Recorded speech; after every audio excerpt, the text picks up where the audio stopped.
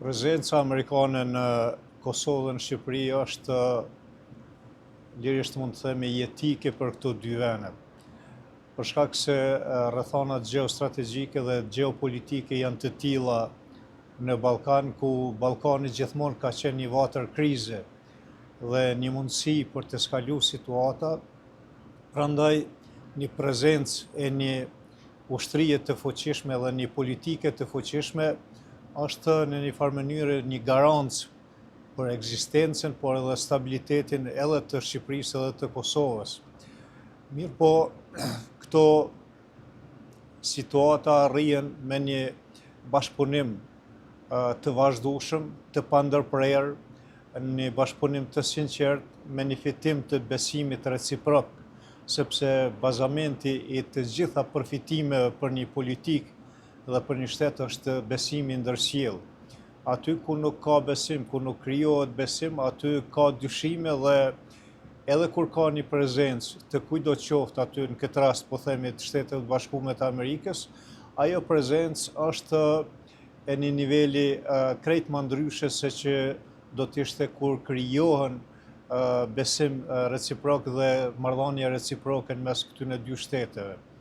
Që nga mbarimi i luftës së Kosovës në veçanti, pasi ndërhyri NATO-ja në Kosovë kundër trupave serbe, të cilat zhvilluan një luftë të paparë gjenocidiale në Kosovë, u krijuan rrethona dhe mundësi dhe kushte për Kosovën në rand parë, pastaj edhe për Shqipërinë, këtu përfitoi edhe Shqipëria, që këto dy shtete, fillimisht Kosova edhe pse nuk ishte shtet, pat mundësinë që të përfitoj shumë nga bashkësia ndërkombëtare, nga prania, jo vetëm ajo amerikane, po edhe nga vetë Evropa, për shkak se edhe Evropa ka një arsye për të qenë më afër Kosovës dhe Ballkanit përgjithësi, sidomos kur kemi parasysh Britaninë e Madhe, Francën, Gjermaninë, këto janë shtetet të fuqishme, po edhe Italia si fëqiu i ynë, kanë interesa të mëdha në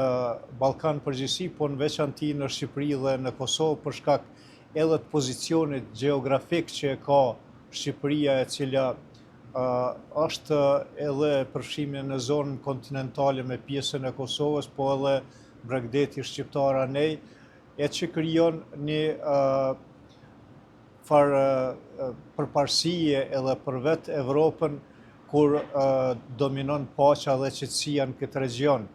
sepse shpatat dihet shpesh janë thyr në Ballkan mes lindjes dhe perëndimit dhe pikërisht kjo pjesë ku është sot Republika e Kosovës, shteti i Kosovës ka qenë një pjesë ku Rusia dhe perëndimi gjithmonë kanë luftuar me interesat e tyre, me influencat e tyre, dhe tani një prani e madhe e Shteteve Bashkuara të Amerikës dhe KFOR-it si një institucion kredibil ushtarak është tejet e rëndësishme. Është një debat, zoti Gecaj, midis vetë Shteteve Bashkuara të Amerikës dhe vendeve të tjera në kuadrin e një plani që mund vët në funksion për reduktimin, zhvendosjen e bazave që kanë sot SBA-t në Evropë. Si mund të përfitoj Kosova që të rritë më shumë, të forcoj më shumë prezencën ushtarake amerikane, rrjedhimisht të fitoj më shumë eksperiencë në kuadrin e konsolidimit edhe të forcës së sigurisë Kosovës. Thjesht të cimentoj më shumë sektorin e sigurisë kundrejt një Serbie që është proksi Rusisë, që nuk ndalës së rreshturi për të minu paqen dhe stabilitetin në rajon. Si mund të përfitoj Kosova nga ky proces? Interesat gjeostrategjike të fuqive të mëdha nuk janë gjithmonë konstante, nuk janë stabile. Ato varen shumë prej shumë faktorëve dhe rrethonave që sundojnë botë. Prandaj, Shtetet e Bashkuara të Amerikës në disa raste kanë përmend tërheqjen ose reduktimin e trupave prej disa shteteve në Evropën lindore, ato shtete që ishin dikur pjesë e Bashkimit Sovjetik dhe që ishin të stacionuar disa baza të fuqishme ushtarake. Mirë po me forcimin e vetë aty në shteteve aty, atëherë reduktohet ajo nevoja për të pas shumë trupa amerikane aty dhe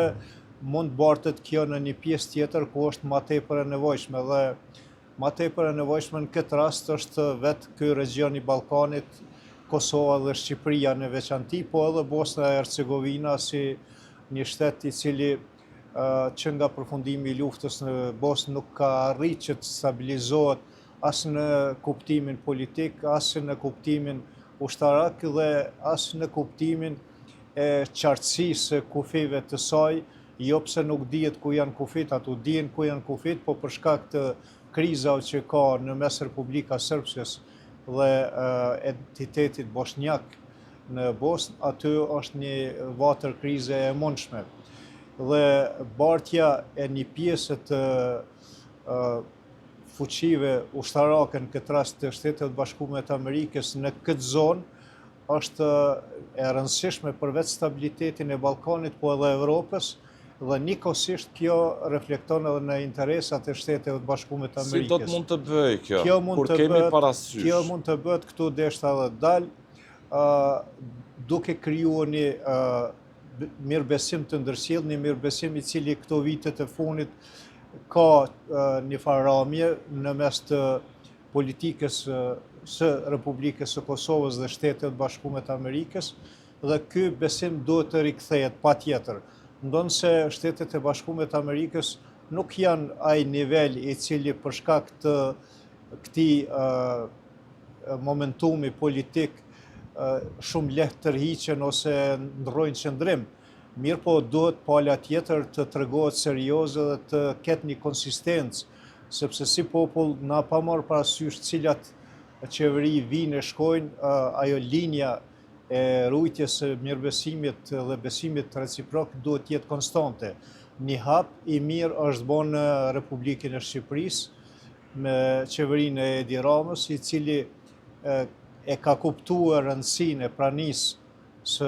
NATO-s në rand parë në këtë region dhe Shtetet Bashkuara të Amerikës, prandaj edhe ofroi disa baza ushtarake të cilat mund të përdoren nga NATO-ja. Pastaj edhe industrinë ushtarake ka filluar me e fut në funksionim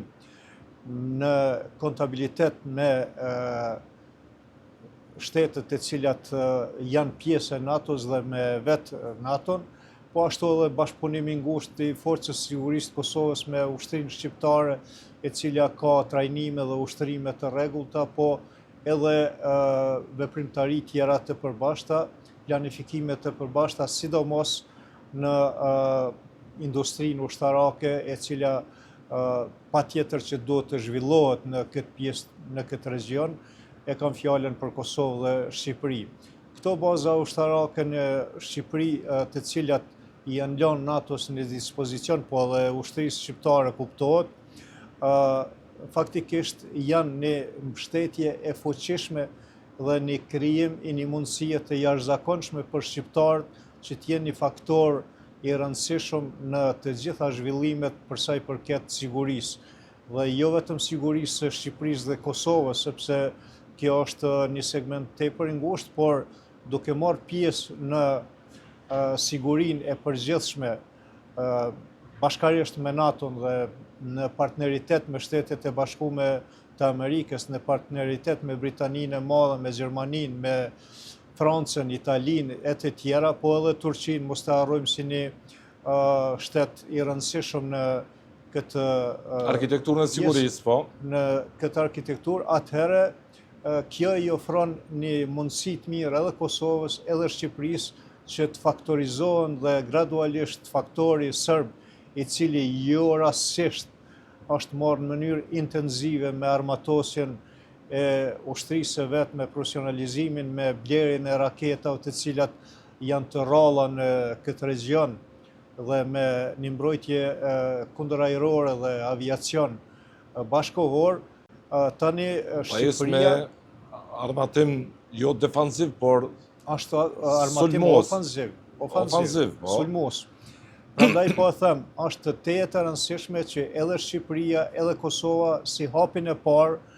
ta kthejnë besimin tek partnerët ndërkombëtar. Dhe hapi i dytë të vazhdohet me këto iniciativa dhe nisma që i kanë pas deri më tani rreth ofrimit të bazave ushtarake të rëndësishme, aeroporteve, radarëve për vëzhgim dhe kontroll të ajrit dhe Shqipëria po ashtu ka potencialin për bazë detare ushtarake. Prandaj